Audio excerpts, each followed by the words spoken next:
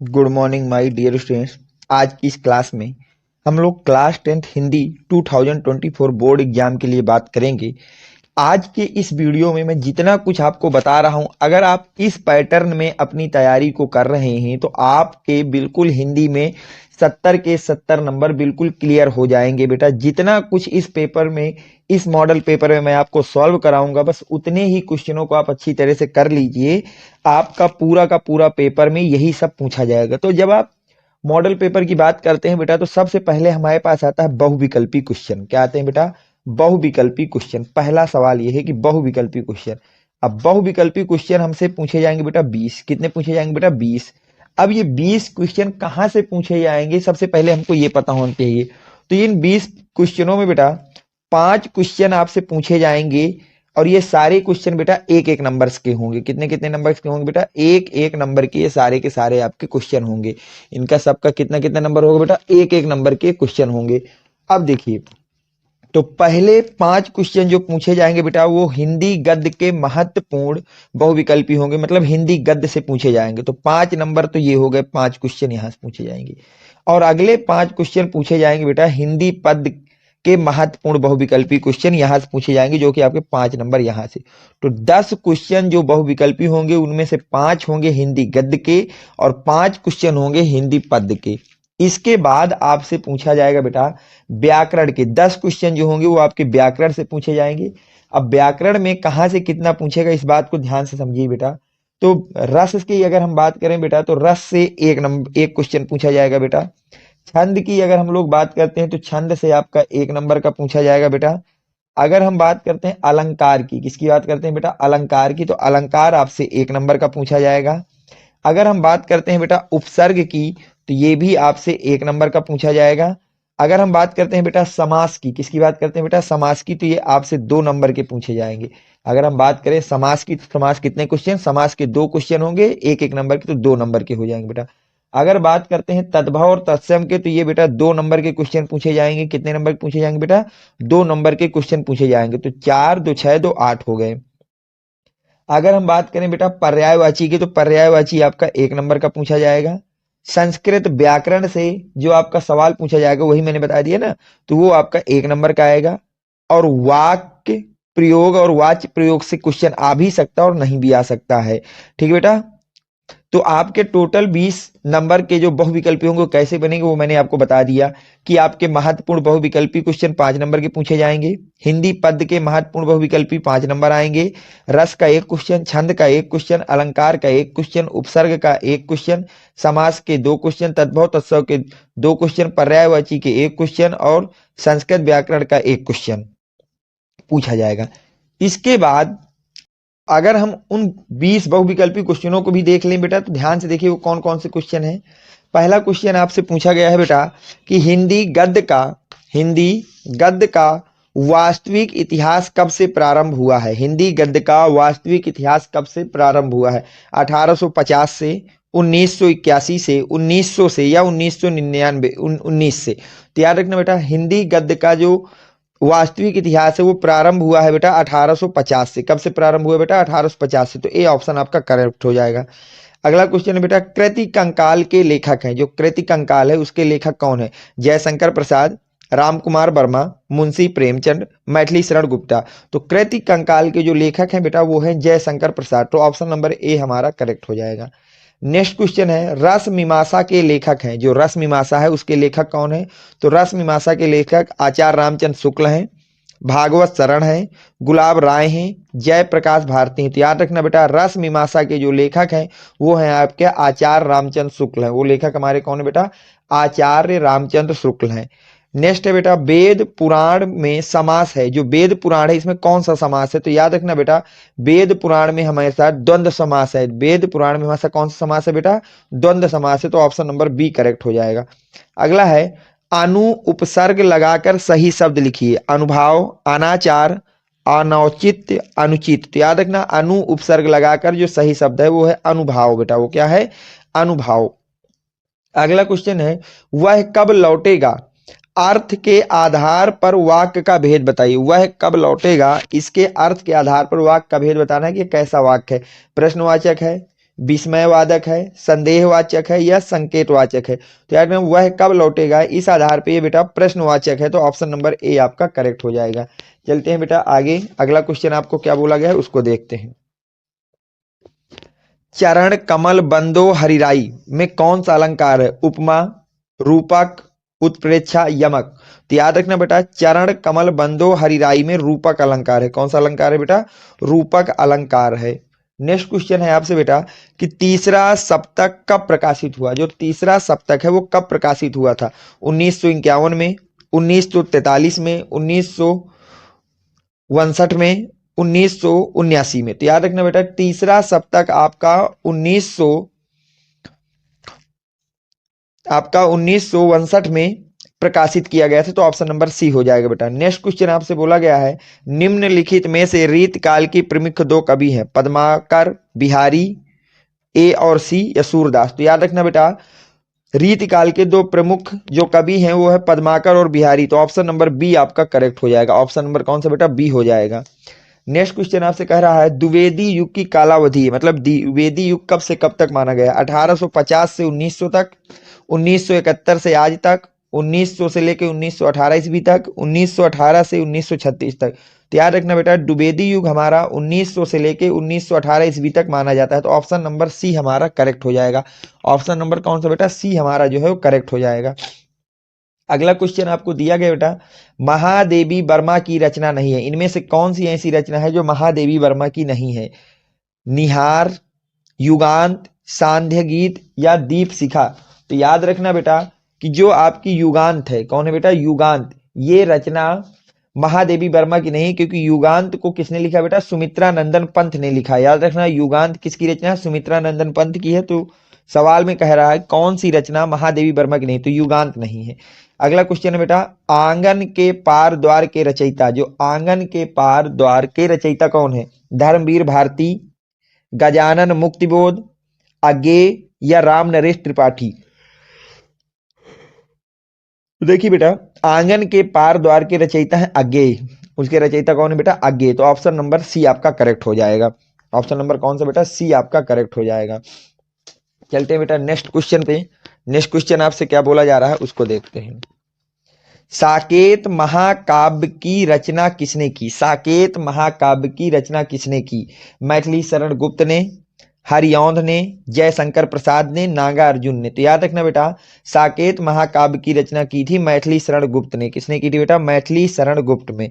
निम्न में से प्रयोगवाद की दो प्रमुख विशेषताएं कौन सी हैं? निम्न में से प्रयोगवाद की दो प्रमुख विशेषताएं कौन सी हैं? घोर वैविकता, समाज का यथार्थवादी दृष्टिकोण, नारी के प्रति परिवर्तित दृष्टिकोण। तो ये क्वेश्चन आपको होमवर्क में है बेटा, इसका जो भी आंसर हो वो आपको कमेंट सेक्शन में लिख करके बताना है कि इसका सही ऑप्शन कौन सा होगा। नेक्स्ट क्वेश्चन की बात करें तो वो है बेटा, स्मृति की रेखाएं साहित्य की विधा है।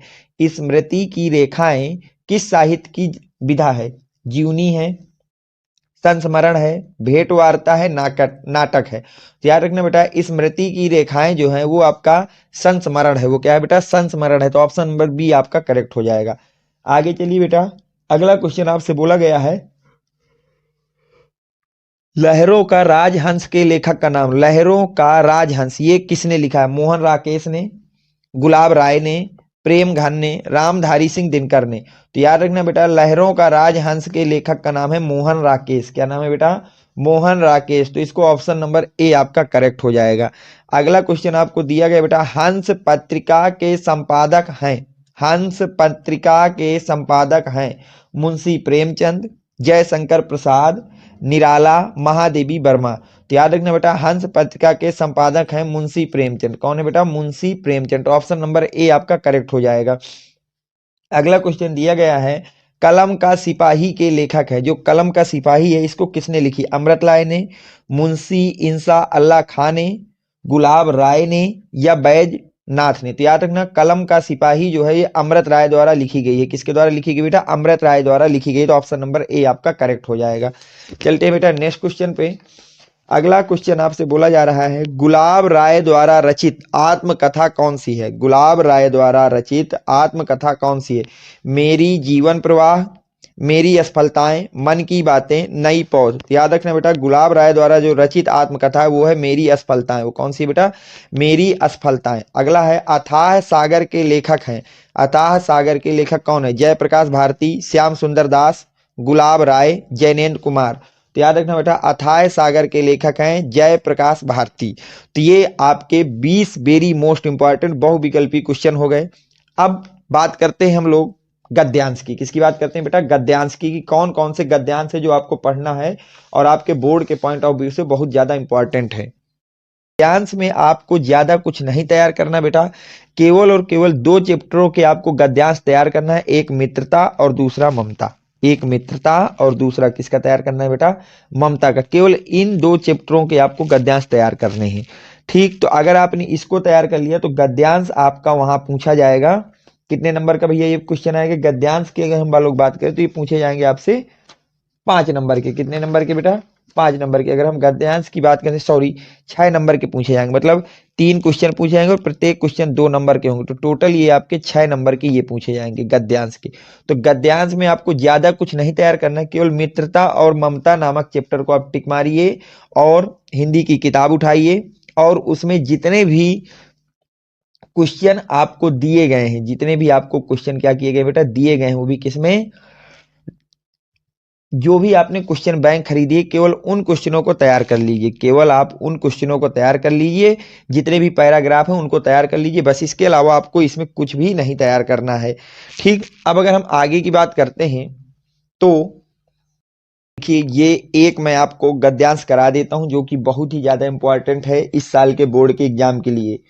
उसको देखिए, इस तरह से आपको एक गद्यांश दिया जाएगा। शब्द सुनते ही प्रसन्नता की चित्कार ध्वनि से वह प्रांत गूंज उठा। ममता अधिक भयभीत हुई।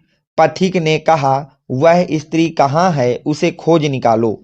ममता छिपने के लिए अधिक सचेष्ट हुई। वह मृग दाव में चली गई। दिन भर उसमें से न निकली। संध्या में जब उन लोगों के जाने का उपक्रम हुआ तो ममता ने सुना, पथिक घोड़े पर सवार होते हुए कह रहा है, मिर्जा, उस स्त्री को मैं कुछ दे ना सका, उसका घर बनवा देना, क्योंकि मैंने विपत्ति में यहां विश्राम पाया था। यह स्थान भूलना मत। इसके बाद वे चले गए। ये आपको एक गद्यांश दिया गया है। क्वेश्चन नंबर पहला कह रहा है कि प्रस्तुत गद्यांश का संदर्भ लिखना है, कि जो गद्यांश दिया गया है इसका संदर्भ लिखिए। तो इस तरह से 3 क्वेश्चन पूछे जाएंगे जो कि 2-2 नंबर के होंगे। तो पहला क्वेश्चन जब आपने इसको पढ़ा तो आपको याद होगा बेटा, ये ममता चैप्टर का है। किसका है बेटा? ममता चैप्टर का। तो उत्तर होगा, प्रस्तुत गद्यावरण हमारी पाठ्य पुस्तक हिंदी के गद्य खंड में संकलित ममता नामक कहानी से उद्धृत है। इसके लेखक जयशंकर प्रसाद है। मतलब ये जो गद्यांश दिया गया है ये हमारे हिंदी गद्य खंड के ममता नामक जो कहानी है उससे लिया गया है और इसके लेखक जयशंकर प्रसाद है। अगर आप इतना लिखते हैं तो 2 नंबर आपको यहां से मिल जाएंगे। अगला क्वेश्चन है, गद्यांश के रेखांकित अंश की व्याख्या कीजिए।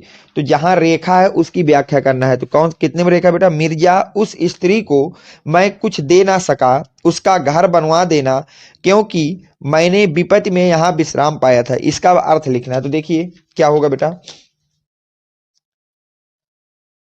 प्रस्तुत पंक्तियों में मुगल को शरण देने की रात के बाद सुबह अनेक सैनिक उसकी झोपड़ी के सामने घूम रहे थे। मुगल झोपड़ी से बाहर निकल आया था। मुगल पथिक अपनी आश्रयदाता स्त्री को कुछ देना चाहता था, इसलिए उसने आदेश दिया था कि उस स्त्री को खोजो। जब वह नहीं मिली तो उसने एक मिर्जा से कहा कि मैं आश्रय देने वाली उस स्त्री को कुछ भी नहीं दे सका। तुम उसका घर अवश्य बनवा देना, क्योंकि मैंने विपत्ति के क्षणों में यहां आश्रय पाया था और विश्राम किया था। यह स्थान भूलना नहीं, यह हिदायत देकर वो सब चले गए। अगला क्वेश्चन है बेटा, ममता क्यों भयभीत हुई? तो जब आपने गद्यांश को पढ़ा तो वहां पे पता चला कि ममता का भयभीत होना स्वाभाविक था। ममता के मन में पहले से ही भाव भरा हुआ था कि सब विधर्मी दया के पात्र नहीं होते, वे कभी भी धोखा कृतज्ञता कर सकते हैं। शेर शाह ने ममता के पिता को मिलाकर उनकी हत्या करवा दिया था और धोखे से दुर्ग पर अधिकार कर लिया था। इसी तरह सुबह मुगल भी अपने साथियों से मिलने के बाद ममता को पकड़कर गुलाम बना सकते थे। तो अगर आप इतना लिखते हैं तो आपको पूरे 6 नंबर दिए जाएंगे। तो एक गद्यांश दिया जाएगा, 3 क्वेश्चन दिए जाएंगे जो कि 2-2 मार्क्स के होंगे, जो आपको करना होगा। चलते हैं बेटा आगे कि अब आपको क्या करना है। इसके बाद आपसे पूछा जाएगा बेटा, अगला क्वेश्चन होगा महत्वपूर्ण पद्यांश का। एक पद्यांश दिया जाएगा और उसमें आपसे कहेगा कि इसका, उसमें कुछ 3 क्वेश्चन पूछे जाएंगे और तीनों क्वेश्चन के आपको आंसर देने होंगे। एक पद्यांश लिखा होगा, उसमें 3 क्वेश्चन होंगे जिनके आंसर आपको लिखने होंगे और प्रत्येक क्वेश्चन 2-2 नंबर का होगा। तो अगर हम महत्वपूर्ण पद्यांश की बात करें बेटा, तो आप केवल ये 4 चैप्टर ही बुक के पढ़ेंगे। आप क्वेश्चन बैंक को लीजिए और टिक कर लीजिए। पद, धनुष, भंग, वन पथ पर, भक्ति, नीति और स्वदेश प्रेम, केवल इन 4 चैप्टरों को आपको पढ़ना है। इसके अलावा किसी अन्य चैप्टर को नहीं पढ़ना है। जितने भी क्वेश्चन बैंक में इसके पद्यांश है इन चारों चैप्टर के, उनको पढ़ लीजिए। इन्हीं में से कोई ना कोई आएगा। एक मैं आपको वेरी मोस्ट इंपॉर्टेंट अपनी तरफ से करवा देता हूं बेटा। देखिए, उधव मोही ब्रज बिसरत नाही, वृंदावन गोकुल बन उपवन, सघन कुंज की छाही, प्रातः समय माता जसुमाती, अरुनंद देखी सुख पावत, माखन रोटी देहो सजायो, अति हित साथ खवावत, गोपी ग्वाल बाल संग खेलत, सब दिन हसत सिरात, सूरदास धनी धनी ब्रजवासी, जिन्हो हित चाचू चाट। तो ये आपका एक पद्यांश दिया गया है जो कि 2017 में, 20 में, 22 में और 23 में पूछा गया था। तो पहला क्वेश्चन है बेटा इसमें, प्रस्तुत काव्य की ससंदर्भ व्याख्या कीजिए। प्रस्तुत काव्य की ससंदर्भ व्याख्या करना है आपको। तो संदर्भ की अगर बात करें बेटा, तो प्रस्तुत पद्यांश हमारी पाठ्य पुस्तक हिंदी के खंड काव्य के पद नामक अध्याय से लिया गया है। इसके रचयिता भक्त कवि सूरदास जी हैं। तो ये जो आपको पद्यांश दिया गया बेटा, ये खंड काव्य के पद नामक अध्याय से लिया गया है और इसके रचयिता क्या है बेटा? सूरदास हैं। प्रसंग, प्रस्तुत पद्यांश में उद्धव ने मथुरा पहुंचकर श्री कृष्ण को गोकुल की सारी स्थितियां बताई, जिन्हें सुनकर भगवान श्री कृष्ण भाव विभोर हो गए। अब इसका बेटा आपको क्या लिखना है? व्याख्या करनी है। इसकी क्या करनी है बेटा? व्याख्या। श्री कृष्ण ने उद्धव से ब्रजवासियों की दीन दशा सुनी और उन्हीं को ध्यान में खो गए। वे उद्धव से कहते हैं कि मैं ब्रज को भूल नहीं पाता हूँ। वृंदावन और गोकुल के वन उपवन सभी मुझे याद आते रहते हैं। वहाँ के घने कुंजों की छाया को मैं भूल नहीं पाता। नंद बाबा और यशोदा मैया को देखकर मुझे जो सुख मिलता था वह मुझे रह रहकर स्मरण हो जाता है। वे मुझे मक्खन रोटी और भली प्रकार जमाया हुआ दही कितने प्रेम से खिलाते थे। ब्रज की गोपियों और ग्वाल बालों के साथ खेलते हुए मेरे सभी दिन हंसते हुए बीता करते थे। ये सभी बातें बहुत याद आती हैं। सूरदास जी ब्रजवासियों को धन्य मानते हैं और उनके भाग्य की सराहना करते हैं कि श्री कृष्ण को उनके हित की चिंता है और श्री कृष्ण ही ब्रजवासियों का प्रतिक्षण ध्यान करते हैं। तो ये आपका पद्यांश होगा बेटा। इस तरह से आपका पद्यांश में पूछा जाएगा। एक पद्यांश देगा, उसका आपको संदर्भ, प्रसंग और अर्थ लिखना होगा। चलते बेटा नेक्स्ट क्वेश्चन में जो आपसे पूछा जाएगा। तो अगला क्वेश्चन आपसे पूछा जाएगा बेटा, लेखक का जीवन परिचय। क्या पूछा जाएगा बेटा? लेखक का जीवन परिचय आपसे पूछा जाएगा, जो कि आपका 5 नंबर का होगा। कितने नंबर का होगा बेटा? 5 नंबर का होगा, जिसमें 3 नंबर जीवन परिचय के और 2 नंबर रचनाएं के। 3 नंबर होंगे जीवन परिचय के और 2 नंबर रचनाएं के। तो टोटल आपके 5 नंबर हो जाएंगे। टोटल कितने हो जाएंगे बेटा? 5 नंबर हो जाएंगे। तो पूरे बुक के लेखक नहीं तैयार करना, केवल 2 लेखकों का जीवन परिचय आपको तैयार करना है। पहला है आचार्य रामचंद्र शुक्ल का और दूसरा है जयशंकर प्रसाद का। केवल 2 ही लेखकों के जीवन परिचय आपको तैयार करना है, आचार्य रामचंद्र शुक्ल और जयशंकर प्रसाद का। तो अगर हम आचार्य रामचंद्र शुक्ल के जीवन परिचय की बात करें तो उसको देखिए आप कैसे तैयार करेंगे। तो इस तरह से लिखना है जैसे मैंने लिखा है। आचार्य रामचंद्र शुक्ल, पहले आप उसका वाइवा बना लेंगे कि जन्म 1884 में, मृत्यु 1941 में, पिता चंद्रबली शुक्ल, जन्म स्थान बस्ती जिले के अगोना ग्राम में जन्म। प्रारंभिक शिक्षा मिशन स्कूल मिर्जापुर में। कार्य आलोचक, निबंधकार, साहित्यकार। प्रमुख रचनाएं विचार वीठी, चिंतामणि, रस मीमांसा। जीवन परिचय आचार्य रामचंद्र शुक्ल का जन्म सन 1884 ईस्वी में बस्ती जिले के अगोना नामक गांव में हुआ था। इनके पिता का नाम चंद्रबली शुक्ल था और हाई स्कूल परीक्षा मिर्जापुर के मिशन स्कूल, इनके पिता का नाम क्या था बेटा? चंद्रबली शुक्ला। और हाई स्कूल परीक्षा मिर्जापुर के मिशन स्कूल से उत्तीर्ण की, मिशन स्कूल से उत्तीर्ण की। इंटर की परीक्षा अंतिम वर्ष में छूट गई। इंटर की जो परीक्षा थी ये अंतिम वर्ष में इनसे छूट गई थी बेटा। मिर्जापुर के न्यायालय में नौकरी कर ली और इसके बाद इन्होंने उसी मिर्जापुर के एक न्यायालय में नौकरी कर ली थी, किंतु किसी कारण से नौकरी छूट गई, लेकिन वो नौकरी भी किसी कारणवश क्या हो गई थी बेटा? छूट गई थी। मिर्जापुर के मिशन स्कूल में चित्रकला के अध्यापक के पद पर भी कार्य किया। इन्होंने जहां से अपना हाई स्कूल की परीक्षा उत्तीर्ण की थी मिशन स्कूल, वहीं पर इन्होंने चित्रकला के अध्यापक के पद पर भी काम किया। इसके साथ ही साथ में पत्र पत्रिकाओं में इनके लेख भी प्रकाशित होने लगे। इसके बाद ये काशी हिंदू विश्वविद्यालय में अध्यापक पद पर नियुक्त हुए और इन्होंने साथ ही साथ चित्रकला पढ़ाते हुए उस समय पत्र पत्रिकाओं में इनके लेख प्रकाशित होने लगे थे। इसके बाद ये काशी हिंदू विश्वविद्यालय में अध्यापक पद पर नियुक्त हुए। फिर हिंदी विभाग के अध्यक्ष पद पर कार्य किया। पहले ये काशी हिंदू विश्वविद्यालय में अध्यापक और बाद में हिंदी विभाग के अध्यक्ष पद पर ये नियुक्त किए गए। सन 1941 ईस्वी में हिंदी का यह प्रसिद्ध आलोचक पंचतत्व में लीन हो गया। पंचतत्व में क्या हो गया बेटा? लीन हो गया। अगर इनकी प्रमुख कृतियों की बात की जाए तो आचार्य शुक्ल जी प्रसिद्ध कृतियां इस प्रकार है: चिंतामणि, विचार विधि, रस मीमांसा, हिंदी साहित्य का इतिहास आदि। तो ये आपका पूरा जीवन परिचय हो गया किसका बेटा? आपके रामचंद्र शुक्ल का। किसका बेटा? रामचंद्र शुक्ल का पूरा जीवन परिचय हो गया कि वहां किस तरह से आपको लिखना है। अब हम चलते हैं आगे बेटा।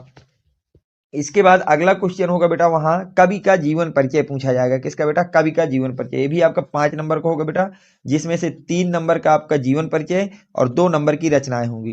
तो आपको पूरी कवियों के जीवन परिचय नहीं याद करना, केवल आपको 3 कवियों के जीवन परिचय याद करना है। उन्हीं में से कोई एक जीवन परिचय आपसे वहां पूछा जाएगा।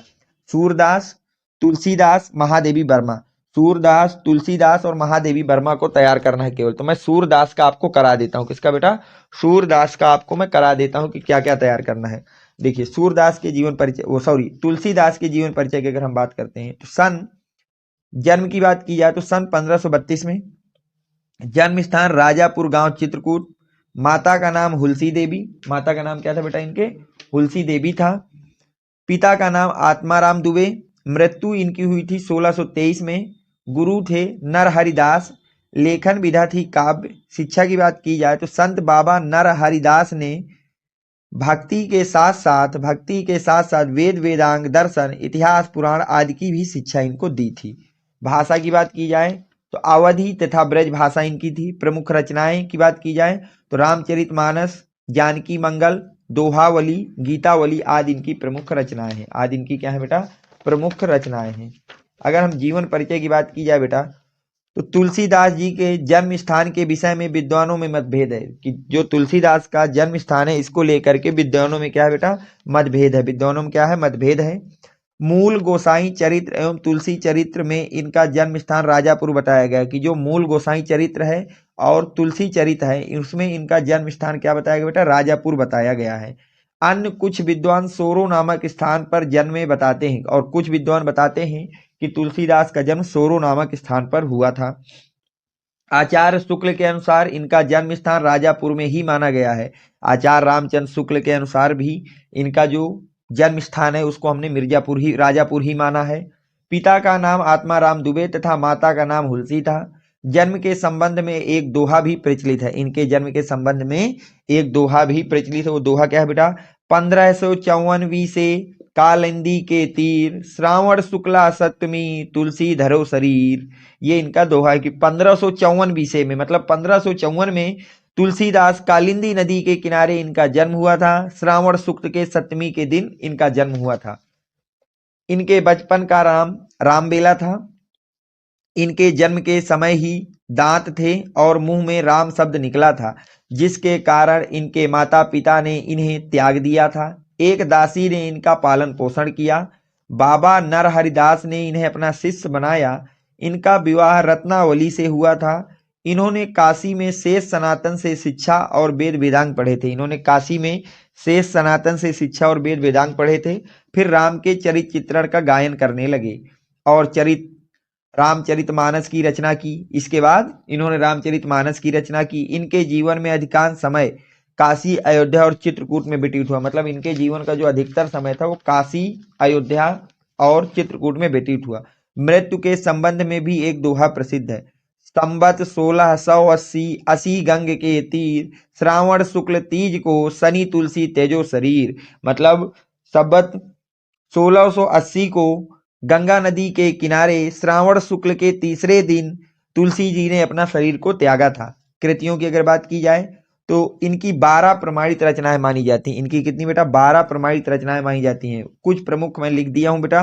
पार्वती मंगल, जानकी, वैराग्य संदीपनी, भैरवे रामायण, रामाज्ञा प्रश्न, कवितावली और कृष्ण गीतावली। तो ये आपके प्रमुख, आपका जीवन परिचय हो गया कवि का बेटा। इसके बाद आपसे एक श्लोक पूछा जाएगा। इसके बाद आपसे क्या पूछा जाएगा बेटा? एक श्लोक पूछा जाएगा जो कि आपके 4 नंबर का होगा। तो कोई 2 श्लोक याद कर लेना बेटा।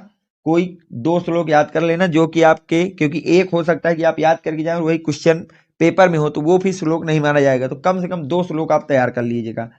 अगला क्वेश्चन होगा बेटा संस्कृत के प्रश्न उत्तर। अगला क्वेश्चन होगा संस्कृत के प्रश्न उत्तर। अगर हम बात करें संस्कृत के प्रश्न उत्तर की, किसकी बात करें बेटा? संस्कृत के प्रश्न उत्तर की, तो वो आपसे पूछे जाएंगे वहां पे 4 नंबर के पूछे जाएंगे। संस्कृत के प्रश्न उत्तर कितने नंबर के पूछे जाएंगे बेटा? 4 नंबर के पूछे जाएंगे। तो कुछ इंपॉर्टेंट मैं आपको जो क्वेश्चन आंसर करा रहा हूं संस्कृत के, उनको आप कर लीजिएगा। वो बहुत ही ज्यादा इंपॉर्टेंट। जैसे पहला क्वेश्चन, वाराणसी नगरी केसा सगन स्थली अस्ति। वाराणसी नगरी विविध धर्मराज संगम स्थली अस्ति। ये बहुत ही ज्यादा इंपॉर्टेंट क्वेश्चन, इसको आप तैयार कर लीजिएगा। अगला, कुत्र मरण मंगल भवती। तो इसका आंसर होगा वाराणस्या मरण मंगल भवती। सुवर्णस्य की मुखब्दु खम अस्ति, जना सुवर्ण गुज्जया तोलंत इत सुसर्णम मुख्यदु खम अस्ति। अगला है, वीर केन पूछते, तो वीर वीरेण पूछते। पुरु राजा केन सह युद्धम अकरोत, पुरुराज अलछेन्द्रेण सह युद्धम अकरोत। पदेन बिना की दूर याति, पदेन बिना पत्र दूर याति। ज्ञान कुत्र संभवती, ज्ञान सर्वत्र संभवती। ग्रामीणान का उपासत, ग्रामीणान एक नागरिक उपासत। चंद्रशेखर की आसीत, चंद्रशेखर प्रसिद्ध क्रांतिकारी देशभक्त, देशभक्त शिष्ट। ये आपके very very most important Sanskrit के जितने भी प्रश्न उत्तर थे मैंने आपको करा दिए। केवल इन्हीं क्वेश्चन आंसर को आपको तैयार करना है। इसके बाद आपसे पूछा जाएगा बेटा संस्कृत के गद्यांश और पद्यांश की अगर बात करें, ये 5-5 नंबर के होंगे बेटा। इसका हिंदी में संदर्भ सहित अनुवाद लिखना होगा। हिंदी में संदर्भ सहित क्या लिखना होगा बेटा? अनुवाद। तो केवल आपको 4 चैप्टर तैयार करने हैं इसके लिए। कितने बेटा? 4 चैप्टर तैयार करने हैं। वो कौन कौन से बेटा? वाराणसी, वीर वीरेण पूछते, भारतीय संस्कृत और प्रबुद्धो ग्रामीण। इसके अलावा कोई भी चैप्टर आपको नहीं पढ़ना है, केवल 4 चैप्टर पढ़ना है। वाराणसी, वीर वीरे पूजते, भारतीय संस्कृत और प्रबुद्धो ग्रामीण। इसी में से एक गद्यांश और एक पद्यांश आ जाएगा। दोनों के मैं एक एक एग्जाम्पल करा देता हूं आपके। अगर हम लोग बात करते हैं बेटा गद्यांश की, किसकी बात करें बेटा? गद्यांश की। तो गद्यांश है, ऐसा नगरी भारतीय संस्कृते संस्कृत भाषाश केंद्र स्थली अस्ति, इत एवं संस्कृत वाडमस संस्कृष्ट अलोका सबत्र प्रसतः मुगल यूसन द्वार सिकोहा आवागत्य भारतीय दर्शने शास्त्राणाम अध्ययनम अकरोत् सः तेषा ज्ञानेन तथा प्रभाविता अभतम यत तेन उपनिषदम अनुवाद पारसी भाषाएं करती। संदर्भ की बात की जाए बेटा तो प्रस्तुत गद्यांश हमारी पाठ्य पुस्तक हिंदी के संस्कृत खंड के वाराणसी पाठ से उद्गृत है। मतलब ये जो आपको गद्यांश दिया गया है बेटा संस्कृत का, ये संस्कृत खंड के वाराणसी नामक पाठ से लिया गया है। प्रसंग की बात की जाए बेटा तो इस गद्यांश में वाराणसी की ऐतिहासिकता व अवस्थिति के विषय में बताया गया है। अनुवाद, यह नगरी भारतीय संस्कृति और संस्कृत भाषा का केंद्र स्थली है। यहीं से संस्कृत साहित्य और संस्कृति का प्रकाश सभी जगह फैला है। मुगल युवराज दारा शिकोह ने यहाँ आकर भारतीय दर्शन शास्त्रों का अध्ययन किया था। वह उनके ज्ञान से इतना प्रभावित हुआ कि उसने उपनिषदों का अनुवाद फारसी भाषा में करा दिया था। तो ये इसका हिंदी में अनुवाद हो गया बेटा। अब हम एक पद्यांश देख लेते हैं बेटा। सर्वे भवन्ति सुखिं सर्वे सन्तु निरामया सर्वे भद्राणि पश्यन्तु माँ कविश्चम दुखम भाग भवेत। संदर्भ, प्रस्तुत श्लोक हमारी पाठ्य पुस्तक हिंदी के खंड काव्य के भारतीय संस्कृत नामक पाठ से लिया गया है। प्रसंग की बात की जाए बेटा तो प्रस्तुत श्लोक में भारतीयों की मूल भावना पर प्रकाश डाला गया है। अनुवाद क्या होगा बेटा? सर्वे भवन्ति सुखिन, सब सुखी हों। सर्व संतु निरामया, सब रोग रहित हों। सर्वे भद्राण पश्यन्तु, सब कल्याण को देखें। माँ कश्चित् दुखद भाग भवेत, अर्थात सभी का कल्याण हो, कोई भी दुखी ना हो, अर्थात कोई भी दुख का भागी ना बने। ये इसका हिंदी अनुवाद हो गया। लास्ट क्वेश्चन की बात करें बेटा, जो आपसे पूछा जाएगा वो पूछा जाएगा निबंध। बेटा वो क्या पूछा जाएगा बेटा? निबंध। अगर हम निबंध की बात करें तो बेटा ये आपसे 7 नंबर का पूछा जाएगा। कितने नंबर का पूछा जाएगा बेटा? 7 नंबर का। अगर हम निबंध की बात करें तो ये आपसे 7 नंबर का पूछा जाएगा। तो केवल आपको 5 टॉपिकों पे निबंध तैयार करना है बेटा। वो कौन कौन से हैं? एक है पर्यावरण प्रदूषण, आतंकवाद का कारण एवं निवारण, विज्ञान वरदान या अभिशाप, बेटी बचाओ बेटी पढ़ाओ, चंद्रयान पर निबंध। केवल ये 5 टॉपिक पे आप निबंध तैयार कर लीजिए। इन्हीं में से कोई एक निबंध आपसे वहां पूछा जाएगा। मैं आपको विज्ञान वरदान या अभिशाप में से एक करा दे रहा हूं, यही वाला। इसको आप सही से पढ़ लीजिएगा बेटा कि वहां किस तरह से इसको लिखना होगा।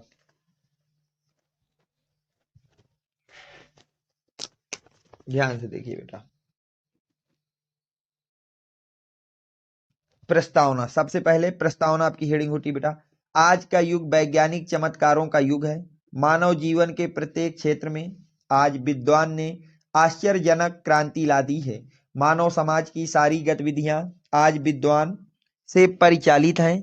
दुर्जस्ट प्रकृति पर विजय प्राप्त कर आकाश की ऊंचाइयों से लेकर पाताल की गहराइयों तक नाप दी गई हैं विज्ञान के द्वारा। विज्ञान के वरदान समझा जाए या अभिशाप, अतः इन दोनों पक्षों पर समन्वित दृष्टि से विचार करके ही किसी निष्कर्ष पर पहुंचना उचित होगा। तो पहले हम लोग देखेंगे इसके वरदान के रूप में, विज्ञान वरदान के रूप में। आधुनिक मानव का संपूर्ण पर्यावरण विज्ञान के वरदानों के आलोक से अवलोकित है। प्रातः जागरण से लेकर रात के सोने तक की सभी क्रियाकलाप विज्ञान द्वारा प्रदत्त साधनों जैसे प्रकाश, पंखा, पानी, साबुन, gas stove, fridge, cooler, heater और यहाँ तक कि शीशा कंघी से लेकर रिक्शा, साइकिल, स्कूटर, बस, कार, रेल, हवाई जहाज, टीवी, सिनेमा, रेडियो आदि जितना भी साधनों को हम दैनिक जीवन में उपयोग करते हैं, विज्ञान के इन विविध वरदानों की उपयोगिता कुछ प्रमुख क्षेत्रों में निम्नलिखित है। जैसे पहला, यातायात के क्षेत्र में। प्राचीन काल में मनुष्यों को लंबी यात्रा तय करने में वर्षों लग जाते थे, किंतु आज रेल, मोटर, जलपोत, वायुयान आदि के आविष्कार से दूर स्थान पर बहुत शीघ्र पहुंचा जा सकता है। यातायात और परिवहन की उन्नति से व्यापार को भी काया पलट हो गया है। सेकंड है बेटा, संचार के क्षेत्र में।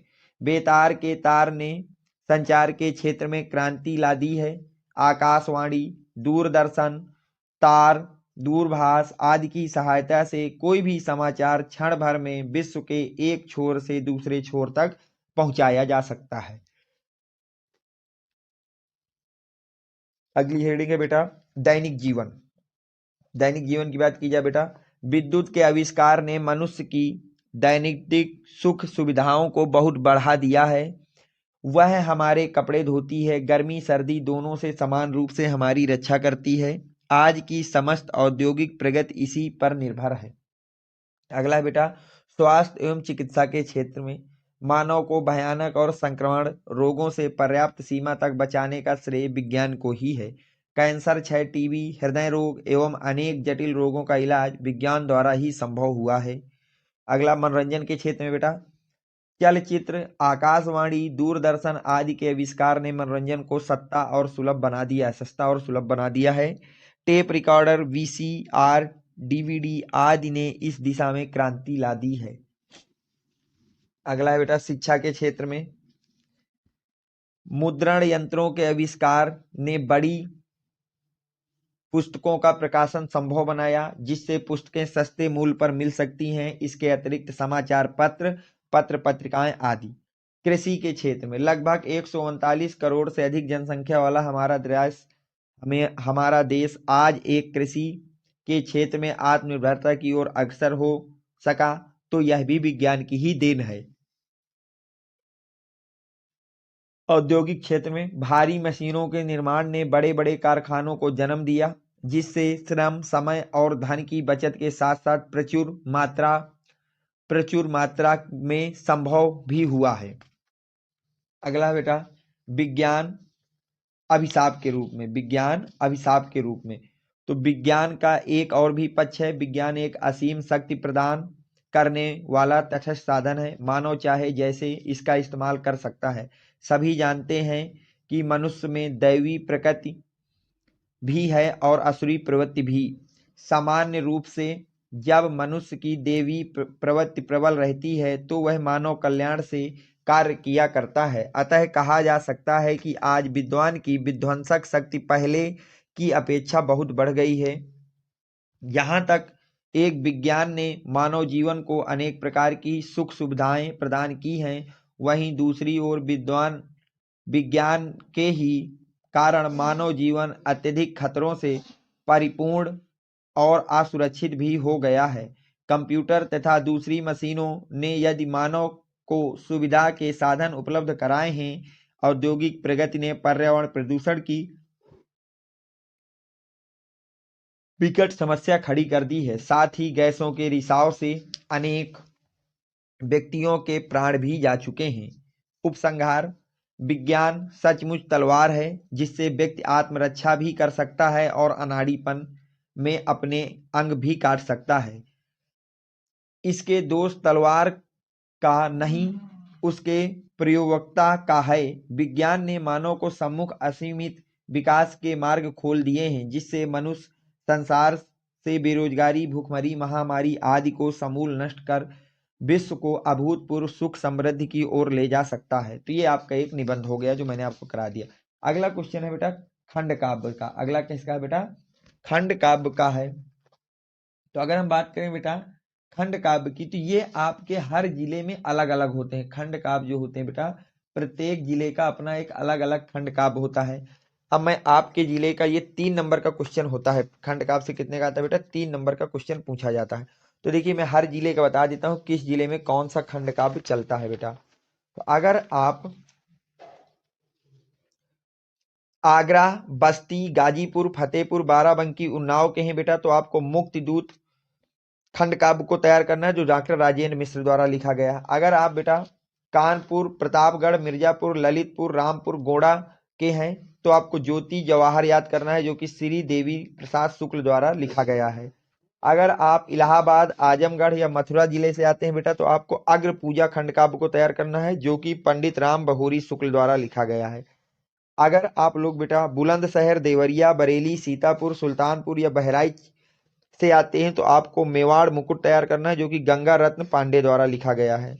अगर आप लखनऊ, सहारनपुर, फैजाबाद, बांदा, झांसी और हरदोई से आते हैं, तो आपको जय सुभाष याद करना है, जो कि विनोद चंद्र पांडे द्वारा लिखा गया है। जो किसके द्वारा लिखा गया बेटा? विनोद चंद्र पांडे द्वारा लिखा गया है।